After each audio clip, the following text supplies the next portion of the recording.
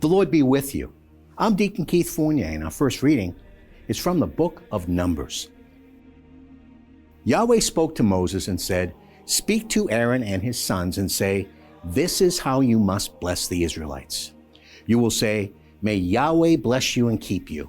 May Yahweh let his face shine on you and be gracious to you. May Yahweh show you his face and bring you peace.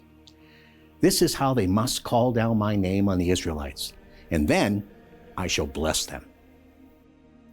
In our response, from Psalm 67. Then the earth will acknowledge your ways, and all nations your power to save. Let the nations praise you, God. Let all the nations praise you. Let the nations praise you, God. Let all the nations praise you.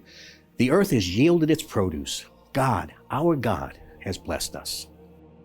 In our second reading from the letter of the Apostle Paul to the Galatians.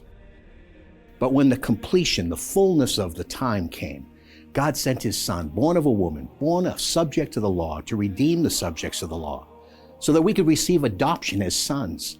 As you are sons, God has sent into our hearts the Spirit of his Son, crying, Abba, Father. And so you are no longer a slave, but a son. And if a son, then an heir, by God's own act.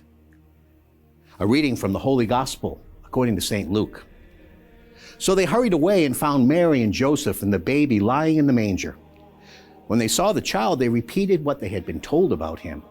And everyone who heard it was astonished at what the shepherds said to them. As for Mary, she treasured all these things and pondered them in her heart. And the shepherds went back, glorifying and praising God for all they had heard and seen, just as they had been told. When the 8th day came and the child was to be circumcised, they gave him the name Jesus, the name the angel had given him before his conception. The Gospel of the Lord.